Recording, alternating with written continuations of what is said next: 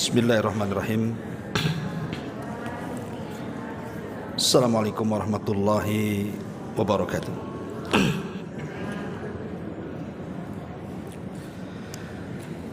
Alhamdulillah wassalatu wassalamu ala Rasulillah wa ala alihi wa sahbihi wa mawalah wa la hawla wa la quwata illa billahi wa ba'du. Alhamdulillah, segala puja dan puji hanya milik Allah subhanahu wa ta'ala. Salawat dan juga salam kita hadiahkan kepada Rasul kita Nabi besar Muhammad sallallahu alaihi wa ala alihi wasallam.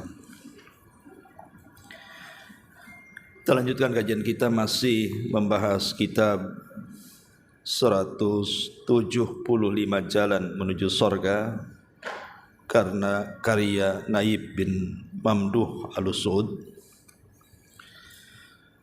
Dan kita masuk pada poin yang ke-8 pada halaman ke-50. Orang yang ingin diselamatkan dari api neraka. Kita baca hadisnya baru kita jelaskan. Di sini Rasulullah sallallahu alaihi wasallam bersabda, "Man qala hina yusbih,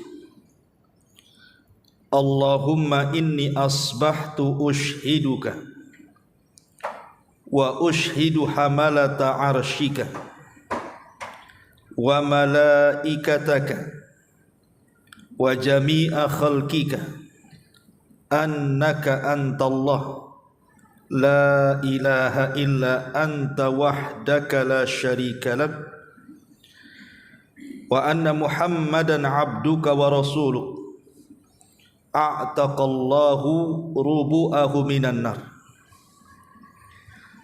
faman qala marrataini a'taqallahu nisfahu wa man qalaha thalathan a'taqallahu thalathata arba'ihi fa in qalaha arba'an a'taqallahu minan nar. Barang siapa yang ketika memasuki waktu pagi ia pun mengucapkan, ya Allah, sesungguhnya aku telah memasuki waktu pagi dengan menyatakan persaksian kepada para malaikat-malaikat yang memikul arasy-Mu, persaksian kepada seluruh malaikat-malaikat dan persaksian kepada seluruh makhluk ciptaan bahwasannya Engkau adalah Allah, zat yang disembah. Tidak ada sesembahan yang berhak disembah kecuali Engkau satu-satunya. Tidak ada sekutu bagimu. Dan bahwasanya Muhammad adalah hamba dan utusan-Mu. Maka barang siapa yang mengucapkan kalimat ini, kata Rasul, niscaya Allah akan menyelamatkan 1/4 darinya dari api neraka.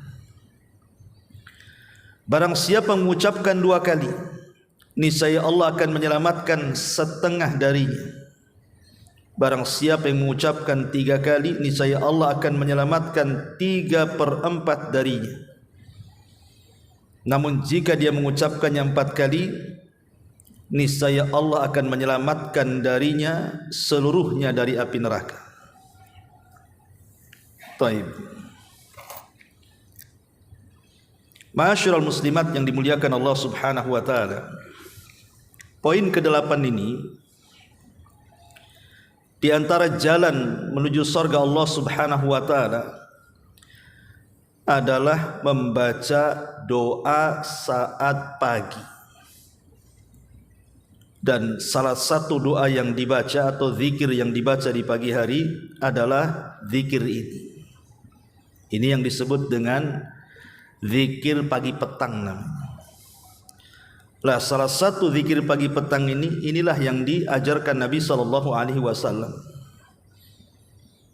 Ushhidu wa ushhidu hamalata arsyik wa malaikataka wa jami'a khalqika annaka antallah la ilaha illa anta wahdahu la syarikalah wa anna Muhammadan abduka wa rasuluka.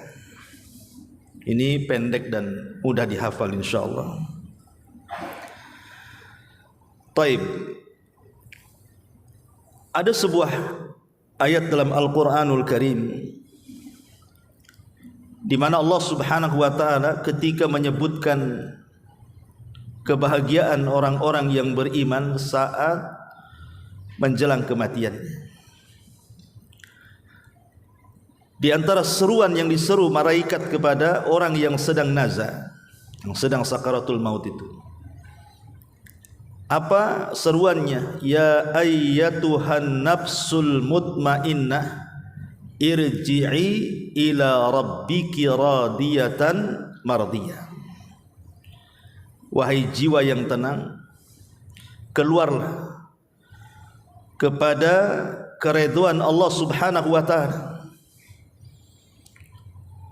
dan dia pun akan mendapatkan redha dari Allah Subhanahu wa taala. Sebagian ahli tafsir mengatakan, ketika malaikat mencabut nyawa, kemudian mengatakan wahai jiwa yang tenang. Siapa jiwa yang tenang ini? Jiwa yang tenang adalah jiwa yang semasa hidup dia senantiasa berzikir kepada Allah Azza wa Jalla. Dan itu dijelaskan dalam ayat yang lain, ala bi dzikrillahi tatmainnul qulub. Ingatlah dengan memperbanyak zikir kepada Allah Azza wa Jalla, itulah yang membuat tenang. Jadi zikir itu menenangkan. Bahkan saat dipanggil ketika sakaratul maut saja, panggilannya adalah jiwa yang tenang. Kenapa jiwanya tenang? Karena selama hidupnya dia senantiasa berzikir kepada Allah Subhanahu wa taala. Ma'asyiral muslimat yang dimuliakan Allah Subhanahu wa taala. Lah salah satu zikir yang diajarkan Rasul kepada kita. Ingat, kalau bisa jangan sembarang seseorang itu membuat zikir yang tidak diajarkan Nabi. Tapi pastikan bahwa lafaz-lafaz zikir yang kita ucapkan atau yang kita hafal itu, baik di pagi ataupun di petang, kalau bisa ada lafaznya langsung dari Nabi, itu lebih baik. Karena bagaimanapun Nabi SAW ketika mengajarkan sebuah lafaz zikir, maka kandungannya syarat dengan makna. Makanya kalau bisa kita hafal zikir pagi dan petang ini karena manfaatnya banyak. Salah satunya adalah ini yang dibaca ketika kita zikir di pagi dan petang hari. Lalu kapan waktunya? Zikir pagi itu kapan waktunya? Ulama mengatakan boleh dibaca sebelum subuh dan boleh dibaca setelah subuh sampai waktu duha. Itu zikir pagi. Tapi kalau zikir petang bisa dibaca setelah asar atau setelah maghrib. Jadi boleh setelah asar, boleh juga setelah maghrib. Tapi kalau pagi boleh sebelum subuh ataupun setelah subuh sampai waktu duha. Jadi waktunya panjang sebenarnya. Lah di sini Nabi SAW memberikan sebuah keutamaan. Satu lafaz ini saja Bu, kalau ibu baca, Ushhiduka wa ushhidu hamalata arsyika wa malaikataka wa jami'a khalqika annaka antallahu la ilaha illa anta wahdaka la syarika lak wa anna Muhammadan abduka wa rasuluh. Apa kata Nabi SAW? A'taqallahu rubu'ahu minan nar. Maka Allah Subhanahu wa taala akan membebaskan 1/4 badan kita dari api neraka. Berarti kalau seandainya 2 kali kita baca, berarti separuh badan kita diselamatkan dari neraka. Berarti kalau seandainya 3 kali, berarti 3/4 badan kita selamat dari neraka. Kalau 4 kali, selamatlah dari kepala sampai kaki, terbebas dari api neraka.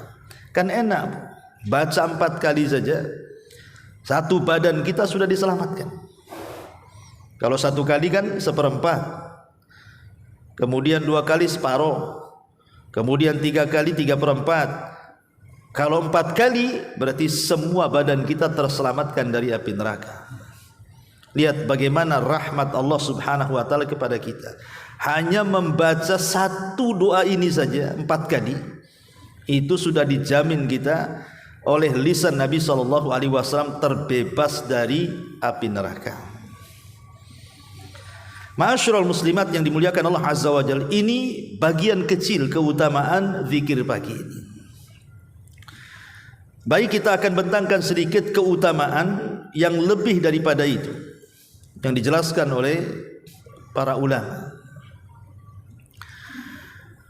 Para ulama mengatakan bahwa di antara keutamaan atau rahasia zikir pagi itu, mereka mengatakan bahwa asraru adhkaris sabah wal masa, ada rahasia besar ketika ibu baca zikir di pagi ataupun petang hari itu. Fi tausiatir rizki. Pertama, Allah subhanahu wa ta'ala akan meluaskan rizki kita. Orang yang suka mendawamkan zikir pagi petang, itu salah satu keutamaannya adalah meluaskan rizki. Siapa sih di antara kita yang ingin diluaskan rizki? Semua kita ingin diluaskan rizki. Dan rizki itu bukan hanya terbatas harta saja. Ustaz, saya sudah zikir pagi, ya penghasilannya segini-gini aja. Suami saya juga segini-gini saja. Kok tak tambah-tambah ya? Ini sudah 10 tahun saya baca ini masih ngontrak saja ini. Kok tidak punya rumah sendiri? Itu karena kita memahami rizki itu hanya sebatas harta saja. Padahal rizki yang paling besar adalah bukan di harta, tetapi di ketenangan hati itu. Diluaskan hati kita, itulah sebenarnya rizki yang sesungguhnya. Karena hidup kita itu kan tidak lama. Banyak orang dari muda sampai dia tua dia mengumpulkan harta, kemudian kaya, habis mati pun ditinggalkan kekayaan. Belum lagi selama hidup dia tidak tenang hidupnya kan. Tapi banyak orang-orang yang ya kondisinya sih tidak terlalu kaya, pas-pasan lah hidupnya, tetapi hatinya luas, makanya luas segalanya. Dan itu salah satunya adalah dengan zikir pagi. Kemudian juga wal khuruju minadz-dziki wal karbi. Dengan memperbanyak zikir pagi dan petang itu, maka setiap zik itu kesempitan dada. Wal karbi itu artinya hal-hal yang menimpa kita dari musibah yang akhirnya kita kemudian stres, bingung dan begitu seterusnya. Maka dengan mendawamkan zikir pagi dan petang itu bisa mengeluarkan dari perkara-perkara itu. Dan ini coba ibu kan nggak pernah nyoba masalahnya. Ya. Coba kalau mamanya lagi stres, lagi bingung, lagi ada masalah, teruslah lisan itu berzikir kepada Allah Azza wa Jalla. Maka nanti ada khasiatnya itu, tentu dengan sebuah keyakinan bahwa ketika kita lebih mendekatkan diri kepada Allah Azza wa Jalla, Allah akan turunkan ketenangannya kepada kita. Bahkan lebih daripada itu, al-ibtiadu anil hammi wal hazani, bisa menjauhkan dari alham wal hazan, bingung dari perkara yang akan dihadapi dan sedih dari perkara yang sudah berlalu. Kadang kita ini sedih bu, umpamanya dulunya pernah kaya kemudian sekarang miskin, masih keingatlah dulu kaya. Dulunya pernah menjabat, ternyata purnawirawan, masih teringat jabatannya. Dan begitu seterusnya, atau mungkin bingung menghadapi perkara yang akan datang. Bingung soal anak, kemana nanti sudah besar. Bingung soal rumah tangga, macam mana nanti ke depan. Bingung soal ekonomi dan begitu seterusnya. maka dengan zikir pagi dan petang akan dijauhkan dua perkara yang menghantui manusia itu. Kemudian juga disebutkan juga bahwa zikir pagi dan petang itu salah satu keutamaannya adalah masuk pada man yudhilluhumullahu fi dhillihi yaumal qiyamah. Dia akan mendapatkan naungan di hari yang tidak ada naungan kecuali naungan Allah Subhanahu wa taala. Jadi bukan hanya kekhususan dunia saja dihilangkan, kesusahan akhirat pun dihilangkan. Ketika orang dikumpulkan di padang mahsyar, kemudian matahari didekatkan di atas kepala, maka orang yang senantiasa hatinya terpaut dengan Allah dan berzikir kepada Allah Azza wa Jal, maka satu di antara 7 orang yang akan mendapatkan naungan di hari yang tidak ada naungan kecuali naungan Allah Subhanahu wa taala. Ma'asyiral muslimat yang dimuliakan Allah Subhanahu wa taala, dan banyak lagi lah keutamaannya. Sebelum kita lanjut, kita akan syarah dulu hadis yang kita baca ini, baru kita bentangkan ke yang lainnya. Di sini kata para ulama, di sini ada lafaz ushiduka, aku bersaksi kepadamu ya Allah. Wa ushidu hamalata arsyika, dan aku bersaksi juga kepada para malaikat-malaikat yang memikul arasmu. Dan aku bersaksi juga dengan seluruh malaikat yang kau ciptakan dan seluruh makhluk yang kau ciptakan. Apa yang kita saksikan? La annaka antallahu la ilaha illa anta, bahwa engkau ya Rabb adalah sesembahan yang tidak berhak disembah kecuali engkau semata. Para ulama mengatakan kalimat ushiduka, aku bersaksi kepadamu, maksudnya adalah hadza al-iqraru bil wahdaniyati. Kalimat ini menunjukkan pengakuan kita tentang keesaan Allah Subhanahu wa taala. Berarti kalau kita mengucapkan kalimat ini di pagi hari, kita ini sedang membuka hari kita dengan tauhid, gitu maksudnya. Jadi ibu kalau baca pagi hari sebelum subuh atau setelah subuh, zikir yang diajarkan ini seolah-olah ibu sedang membuka hari itu dengan tauhid. Dan tidak ada kalimat yang paling afdal diucapkan melebihi kalimat tauhid. Kalau seandainya langit dan bumi ini ditimbang di satu neraca, dan kalimat la ilaha illallah ditimbang di neraca satunya, tentu la ilaha illallah jauh lebih berat dibandingkan langit dan bumi. Artinya ibu sedang membuka pintu sorga dengan kalimat yang memberatkan setiap timbangan amal kita. Kan enak, ya. Karena ada orang-orang itu yang ketika di pagi hari dia tidak mau berdoa tuh, tidak mau mentauhidkan Allah Subhanahu wa taala. Yang lebih parahnya kadang-kadang hari-harinya setiap hari dia buka dengan laknat Allah Azza wa Jalla. Seperti orang-orang yang tidak pernah sholat. Coba dia bangun tidak sholat tuh, secara otomatis kalau tidak sholat ya tidak wudu. Kalau tidak wudu ya tidak ada bacaan-bacaan zikir yang ia baca, kan begitu. Kalau seandainya kemudian setiap hari orang ini membuka harinya dengan laknat Allah, nanti kemudian siang juga sama, tidak sholat lagi, dilaknat lagi. Sore tidak sholat lagi, dilaknat lagi. Nanti malamnya gitu lagi. Lah orang yang seperti ini mau berkah gimana caranya? Sementara keberkahan itu datang dari Allah Subhanahu wa taala. Maka orang yang membuka paginya dengan tauhid kepada Allah Azza wa Jalla, dengan berzikir dan juga melaksanakan sholat yang wajib, berarti hakikatnya kita telah membuka pintu berkah langit dan bumi itu, karena membuka harinya dengan tauhid. Ma'asyiral muslimat yang dimuliakan Allah Azza wa Jalla, ini poin yang pertama. Kemudian poin yang kedua di sini, wa ushidu hamalata arsy,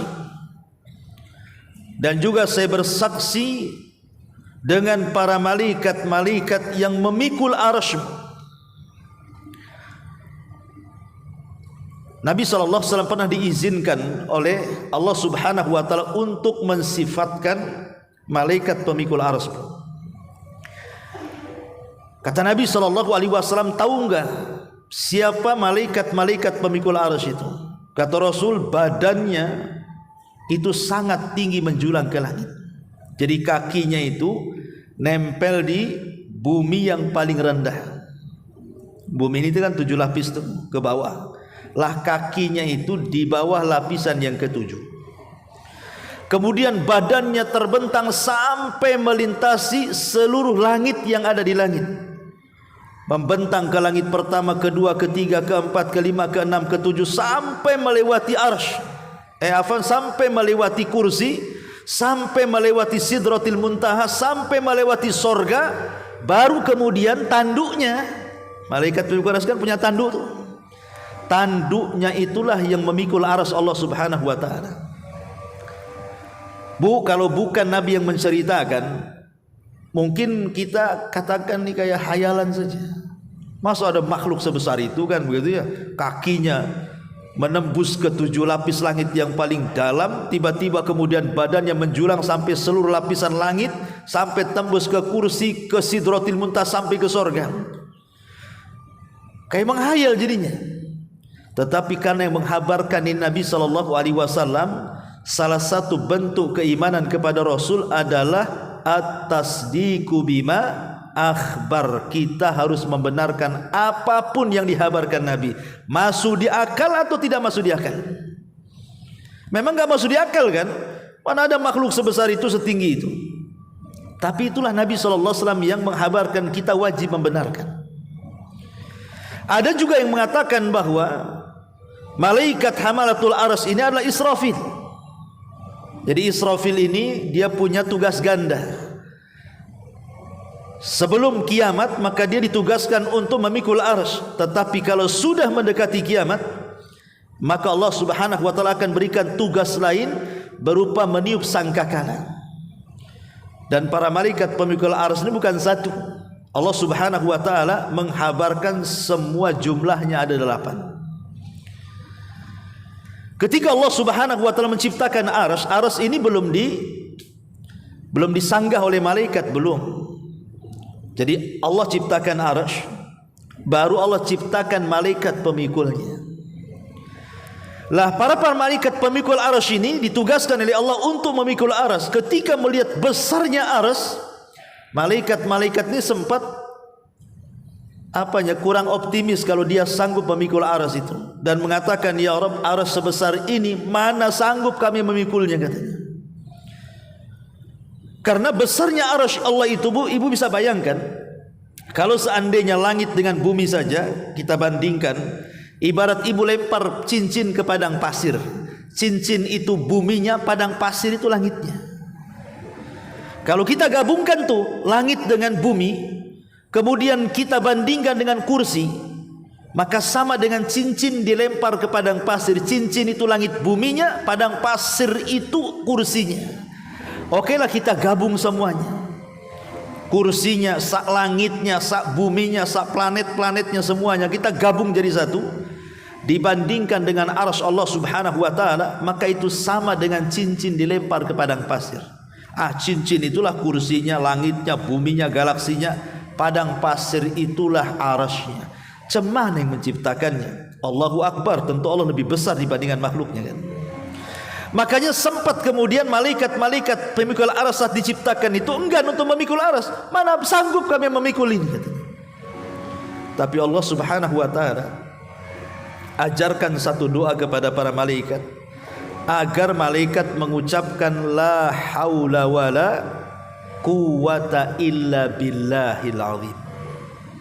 Tidak ada daya dan kekuatan kecuali milik Allah Subhanahu wa taala. Ketika malaikat membaca la haula wala quwwata illa billah, tiba-tiba muncul kekuatannya, dan sejak itulah malaikat pemikul arsy memikul arsy sampai hari ini, bahkan sampai kiamat dibangkitkan. Dari sini ada faedah, Bu. Jangan remehkan kalimat la haula wala quwwata illa billah. Ini kalimat yang bisa memberikan kekuatan kepada badan kita dan juga pikiran kita. Jadi ibu kalau lagi lemas nih kan, mungkin sakit pinggang, sakit apalah, lagi lemas, habis capek gitu Bu ya, biasakan mengucapkan la haula wala quwata illa billah. Itu bisa menambah kekuatan tuh. Asal yakin ya, yakin kepada Allah Subhanahu wa taala bahwa tidak ada daya dan kekuatan kecuali milik Allah Subhanahu wa taala. Karena lihat malaikat ini yang tidak sanggup mikul aras ketika mengucapkan kalimat itu jadi kuat dia. Lah kita bersaksi dengan para malaikat yang kuat-kuat yang Allah Subhanahu wa taala ciptakan di sini. Kemudian wa malaikatahu, dan seluruh malaikatnya. Ini namanya penyebutan khusus dulu baru umum. Karena kan malaikat aras kan bagian malaikat juga, disebutkan juga malaikat lainnya. Menunjukkan bahwa ada keistimewaan para malaikat pemikul arsy karena disebutkan secara khusus, kemudian baru bicara tentang seluruh malaikat. Wa malaikatahu, dan aku bersaksi kepada seluruh malaikat-malaikat. Kenapa kita bersaksi kepada seluruh malaikat Allah Azza wa Jalla juga?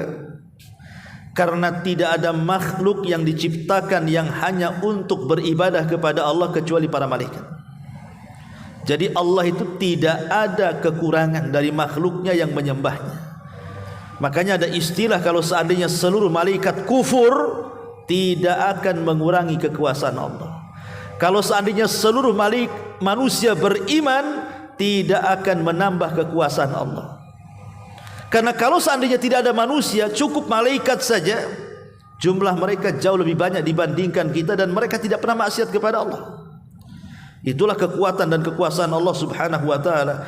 Baru setelah itu wa jami'a khalqika, dan seluruh makhluk-makhlukmu. Karena tidak ada makhluk yang Allah ciptakan selain manusia kecuali semua bertasbih. Semua bertasbih dengan mengucapkan kalimat alhamdulillah. Makanya Allah mengatakan wa im min kulli syai'in illa yusabbihuna bihamdihi walakin la tafqahuna tasbihahum. Tidaklah segala sesuatu yang Allah ciptakan melainkan semua bertasbih dengan memuji Allah, tapi kalian tidak tahu tasbih mereka. Jadi kalau seandainya Allah perdengarkan tiang ini Bu, yang di masjid ini, Allah perdengarkan tiang ini bertasbih, maka ibu akan mendengar tiang ini mengucapkan kalimat alhamdulillah. Kalau seandainya umpamanya itu lemari buku tuh, itu bertasbih juga Bu. Cuman kan ibu tidak dengar tasbihnya. Kalau dia mau bertasbih dan diperdengarkan, maka ibu akan dengar lemari itu mengucapkan alhamdulillah. Dan semuanya, semua makhluk yang Allah Subhanahu wa taala ciptakan. Lah kita bersaksi untuk apa? Untuk tauhid, annaka antallah la ilaha illa anta wahdaka la syarikala. Bahwasanya engkau ya Rabb, engkau adalah Allah yang tidak ada sesembahan yang berhak disembah kecuali engkau saja, dan tidak ada sekutu bagi engkau, wa anna Muhammadan abduka wa rasuluh, dan bahwasanya Muhammad adalah hamba Allah dan Rasulnya. Lihat bagaimana kandungan makna ini, bahwa zikir ini kenapa dicantumkan pengarang coba. Kan zikir pagi petang itu banyak. Kenapa ini pula yang dicantumkan seolah-olah ini yang paling bagus gitu ya. Memang diperselisihkan tentang riwayat ini, ada yang melemahkan seperti Syekh Albani, tapi ada yang menghasankan seperti Syekh Ahmad Al-Arnaud. Kemudian juga di sini ada catatannya Syekh bin Bas juga menghasankan, artinya bisa dipakai lafaz ini karena kandungan lafaznya luar biasa. Kata pengarang Al-Aunul Ma'bud, lihat bagaimana kandungan zikir ini semua berkisar tentang tauhid, semua berkisar tentang keesaan Allah, bahwa Allah itu tidak ada sekutu baginya, dan kita persaksikan tauhid kita kepada Allah, kepada malaikat, dan kepada seluruh makhluk yang Allah ciptakan. Makanya saking dahsyatnya kandungan tauhid dalam doa ini, wajar kalau Nabi SAW sampai mengatakan, siapa yang membaca satu kali, seperempat badan kita dibebaskan dari api neraka. Siapa yang membaca dua kali, separuh badan kita dibebaskan dari api neraka. Siapa yang membaca 3 kali, maka Allah bebaskan 3/4 dari badan kita. Siapa yang membaca 4 kali, terbebaslah kita dari api neraka. Kan enak Bu, baca 4 kali sudah ada jaminan kita terbebas dari api neraka. Ya kadang-kadang kita ini sudah jelas keutamaannya pun kadang-kadang malas gitu ya. Ini yang jelas keutamaannya. Kadang yang tidak jelas keutamaannya pula yang dibaca oleh kita. Maka saya anjurkan Bu, baca doa ini di pagi. Okelah seandainya Ibu tidak hafalkan, kalau kita melihat riwayat zikir pagi saja itu bisa sampai 23 lafaz yang kita harus baca. Ya. Oke, mungkin Ibu tidak menghafal semuanya. Ya minimalnya kalaupun tidak hafal semuanya, ambillah yang paling baik yang jelas keutamanya. Salah satunya ini, doa ini. Nah, ini hafal ini. Kan ini kan pendek saja ini.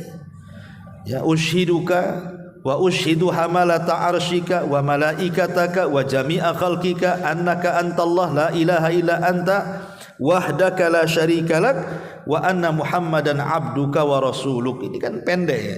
Baca 4 kali. Jadi kalau ibu baca 4 kali setiap pagi, berarti hari ini kita terbebas dari api neraka. Besok kita baca lagi, terbebas dari api neraka lagi 1 hari itu. Terus sampai kemudian Allah takdirkan kita meninggal dengan membaca ini.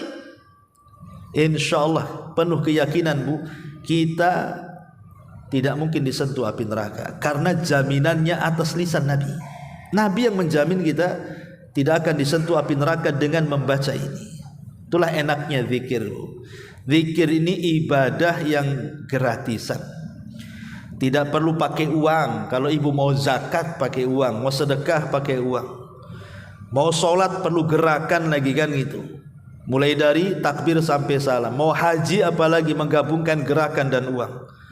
Sebutkan ibadah semuanya itu pasti ada gerakan yang melelahkan dan ada biaya yang harus dikorbankan. Tapi zikir itu enggak. Zikir ini sudah tidak berbiaya gitu ya. Tidak banyak gerakan badan, cukup lisan saja.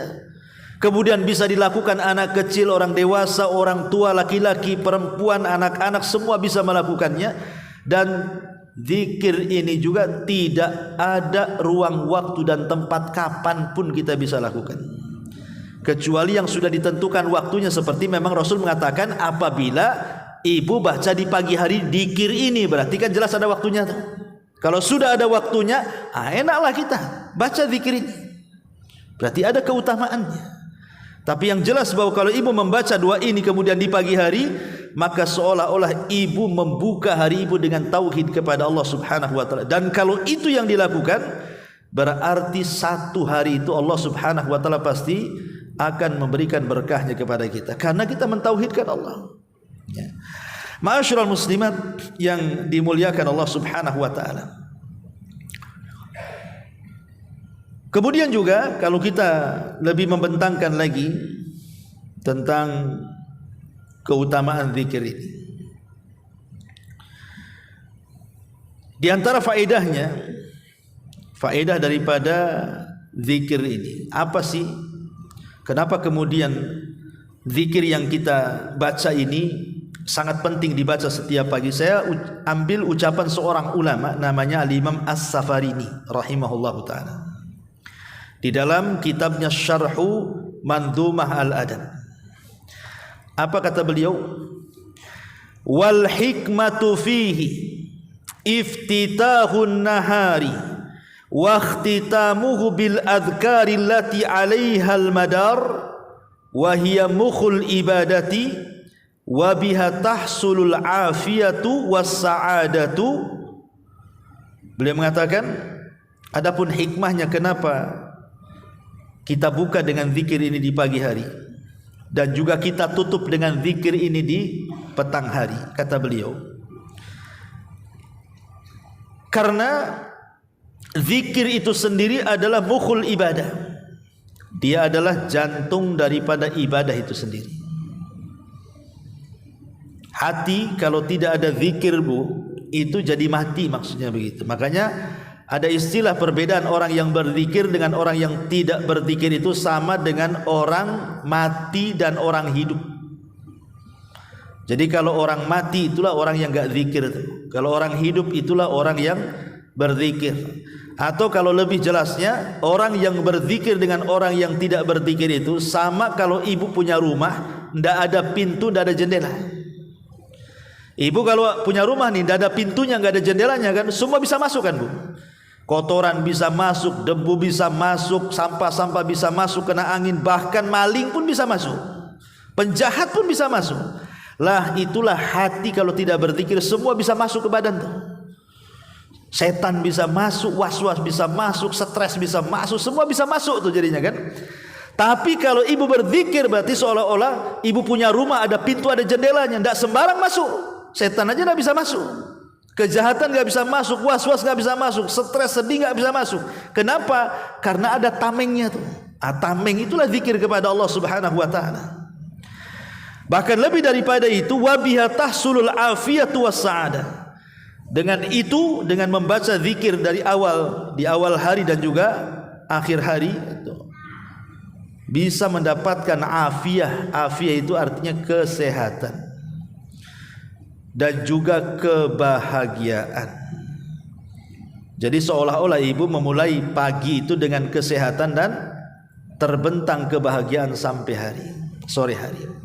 Ingat ketika saya membahas ini Bu, bahwa setiap malam itu kan setan datang kepada kita, kemudian mengikat setiap tengkuk manusia. Ibu kalau mau tidur malam-malam, itu setan itu sudah nengok-nengok ibu tuh, kapan dia tidur. Kadang-kadang sengaja kalau masih ba'da isya, kalau memang ibu belum tidur itu sengaja nggak digantuk-gantukan sama setan tuh. Nanti setan datang ke telinga ibu, ambil tuh handphone tuh, tengok Instagram, kata setan itu kan. Nah, tengok WA, mungkin di grup itu ada yang gibah ibu. Tengok TikTok, kalau bisa main TikTok kan gitu.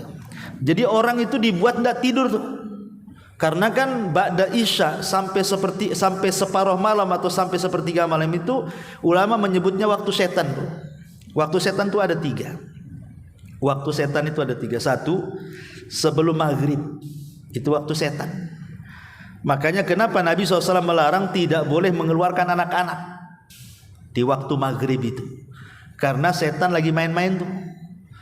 Jadi kalau sudah menjelang maghrib jangan mengeluarkan anak-anak keluar, nanti kesambet anaknya. Ini karena waktu setan. Yang kedua, waktu setan itu selepas isya sampai pertengahan malam atau sampai sepertiga malam. Itu waktu setan berkeliaran tuh. Nah, setan itu datang ke ibu itu menggoda ibu supaya jangan tidur cepat. Ya, dikasih was-was, bilanglah sama suami, itu loh di pojok sana ada warung baru buka tuh, enak tuh, itu viral tuh di TikTok tuh. Nah, akhirnya kuliner malam, ya kan? Pulangnya jam 11. Pulang itu tidak langsung tidur, nengok handphone dulu sampai jam 12, jam 1 baru ngantuk. Jadi setan itu mempermainkan kita itu, ba'da isya itu gimana caranya jangan sampai tidur. Nanti kalau sudah jam 12 baru nguap-nguap ngantuk-ngantuk, jam 1 tidur dipastikan. Kalau jam 1 tidur, tidak mungkinlah tidur 1 jam 2 jam ibu bangun. Apalagi memang julukannya Ummu Naum gitu ya. Ibu tukang tidur iyalah, makin gak bangun kan itu. Jadi kalau sudah seperti itu, sudah tidurnya lambat, setan itu ketika tidur ganggu lagi tuh. Sudah diganggu jangan tidur, ketika tidur diganggu lagi dengan cara apa? Diikatlah tengkuk kita itu 3 ikatan. Lah setiap satu ikatan itu kan ada mantranya tuh. Apa mantranya? Kata setan, nim naumatan tawilah katanya. Tidur malam masih panjang katanya. Nanti diikat lagi, gitu lagi. Tidur malam masih panjang, tidur malam masih panjang. Padahal sudah subuh tuh.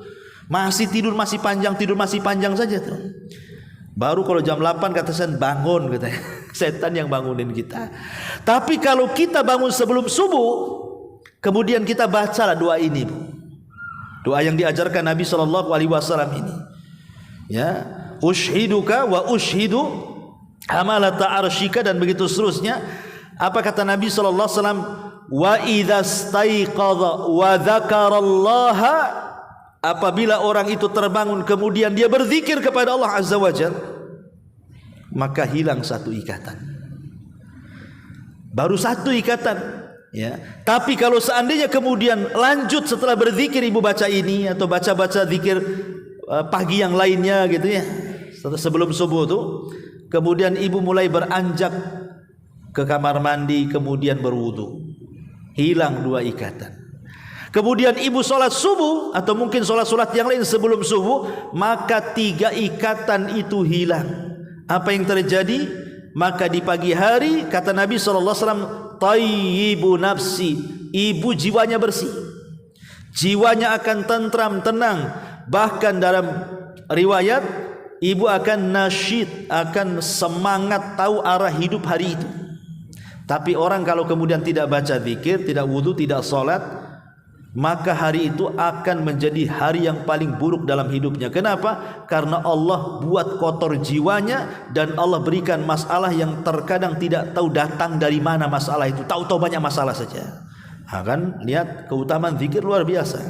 Makanya kalau ibu baca ini luar biasa, bisa mengurai ikatan setan kalau dibaca sebelum subuh, gitu maksudnya. Kalau dibaca setelah subuh ya lain lagi keutamaannya. Tapi yang jelas bahwa satu zikir ini saja, ini sudah cukup bagi kita, kata Nabi SAW, membebaskan kita dari api neraka. Wallahu a'lam bishawab. Ini juga diantara perkataan Al-Imam As-Safarini rahimahullahu ta'ala. Kemudian juga dikatakan oleh para ulama yang lainnya bahwa zikir pagi dan petang ini kasbu ridallahi azza wajal, ibu akan mendapatkan keridhaan Allah azza wajal, ziyadatu quwwatil imani billah, dan akan bertambah kekuatan iman kita kepada Allah, dawamu silati billah, dan akan senantiasa terhubung antara kita dengan Allah subhanahu wa ta'ala, wa dzikrullahi azza wa jalla lil abdi fi malail a'la, dan lebih daripada itu nama ibu disebut-sebut di atas langit sana. Jadi kalau ibu ingin terkenal di langit, ingin jadi selebritis langit, banyak-banyak zikir maksudnya. Maka yang memuji kita itu para malaikat di langit sana. Bayangkan Allah menyebut nama kita, kemudian memuji kita, habis itu dipuji oleh seluruh malaikat yang ada di langit. Kita dipuji malaikat Jibril, Mikail, Israfil, dan seluruh malaikat langit. Apa enggak bangga kita itu? Maksudnya enggak yakin sih, itu yang masalahnya. Ya, coba kalau yakin, kita bisa jadi selebritis langit tuh. Hanya cukup membaca zikir saja. Ketika ibu baca zikir ini, nama kita disebut-sebut di langit. Kemudian juga al-hifdzu min syarril insani wal jin, bisa menghilangkan keburukan yang datang dari manusia dan jin. Wa syarri kullil makhluk, bahkan keburukan seluruh makhluk. Dengan berzikir kepada Allah, kita dijauhkan dari keburukan manusia, keburukan jin, dan keburukan seluruh makhluk. Karena Allah subhanahu wa ta'ala menciptakan manusia itu kan tidak semuanya baik. Ibu punya kawan kan, ada yang baik, ada yang tidak baik kan, itu ya. Lah kita berlindung kepada Allah dengan memperbanyak zikir itu, jangan sampai kita mendapatkan keburukan dari kawan yang tidak baik. Karena kawan yang tidak baik ini kadang-kadang hasad, kadang-kadang dengki, kadang-kadang dendam, kadang-kadang punya penyakit di matanya, ain. Hasad itulah ain hasad kan, kita tidak tahu. Atau jin yang tidak terlihat, atau mungkin makhluk yang lainnya, virus-virus, ya, ataupun apalah yang bisa menyakiti kita. Tapi dengan berzikir kepada Allah, itulah yang disebut dengan hisnul muslim. Zikir itu ibarat benteng yang bisa menghalangi kita dari seluruh keburukan. Kemudian juga at-tamattu bi hifdzillahi azza wa jalla wa himayatihi, maka Allah subhanahu wa ta'ala akan senantiasa menjaga kita sepanjang hari kita. Maghfiratuz dzunubi was sayyi'at, bisa menghapuskan dosa-dosa dan keburukan-keburukan. Ziyadatul hasanati was thawab, bisa menambah kebaikan dan pahala. Dukhulul jannati bifadlillahi azza wa jalla wa karamih, dan bisa menyebabkan kita masuk surga dengan karunia Allah azza wa jalla. Wa dawamu ni'amillahi azza wa jalla, dan Allah akan tetapkan nikmat kepada kita. Wal barakatu fih, bahkan akan memberikan berkahnya. Kifayatul hammi wal ghammi wal hazan fid dunya wal akhirah, akan menjauhkan dari kebingungan, stres, kesedihan di dunia dan akhirat. Tuma'ninatul qalbi wa insyirahul sadri, dan bisa menenangkan hati dan melapangkan dada. At-tahassun minasyaitan wa makayidihi, dan bisa menghalangi tipu daya syaitan-syaitan yang akan mengganggu kita. Wal hifdzu minal hasadi wal ain, dan bisa menjaga dari hasad dan penyakit mata. Imdadul jismi bil quwwati wat taqah, dan Allah akan berikan kekuatan kepada badan kita. Jilbur rizki wa qada'id daini, bahkan bisa memperluas rizki dan membayar hutang-hutang kita. Hifdzul makanil ladzi yabitu fihil insan, bahkan bisa menjaga tempat yang kita tinggal di situ. Rumah kita tidak akan didekati oleh syaitan. Dan banyak lagi keutamaan zikir di pagi dan petang hari. Wallahu alam, ini saja yang bisa saya sampaikan. Sebelum saya tutup, silakan kalau ada yang bertanya. Tafadhal.